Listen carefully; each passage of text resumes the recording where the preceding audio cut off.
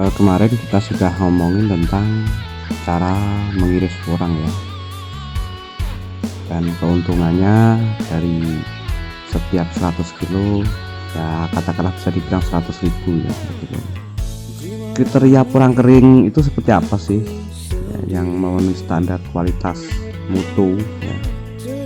Jadi porang kering itu kriterianya satu, tidak berjamur, yang kedua pengirisannya ketebalannya itu tidak tipis ya, juga tidak tebal, terus yang ketiga 14%.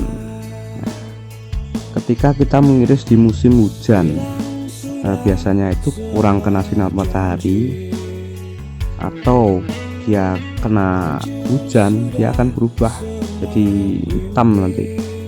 Kita bukan dengan open, kalau open banyak sih yang menciptakan open itu hasilnya bagus. Nah kalau kita pakai jemur matahari, kita harus tahu caranya ya.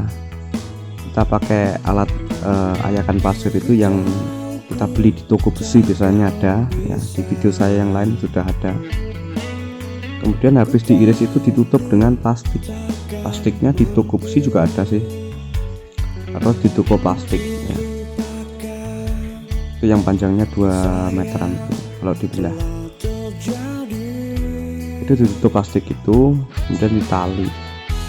Misalkan hari ini ngiris, kita biarkan sehari, kita tutup, kemudian besok atau lusa baru kita buka bisa. Kena panas tidak masalah, karena penguapan tadi akan muncul dari bawah, aman, jadi tidak terkena air hujan maksudnya. Yang kedua adalah ketebalan.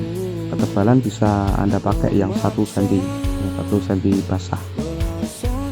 Nanti keringnya itu dia tidak terlalu tipis.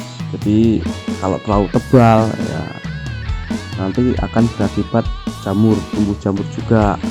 Karena kalau luarnya itu kering tapi dalamnya biasanya masih kuning, dan itu akan menimbulkan jamur nantinya kalau kita simpan. Kalau terlalu tipis ya itu akan mempengaruhi ketika kita packing ya. Kalau kita packing, karungnya besar, biasanya itu bobot 45 sampai 50. Kalau di karung ini tuh cuma beratnya 30, dan itu akan mengurangi volume. Harusnya itu satu truk itu muatnya 5 ton, ngangkut 2,5 ton aja udah penuh, dan itu kan ada kerugian sendiri.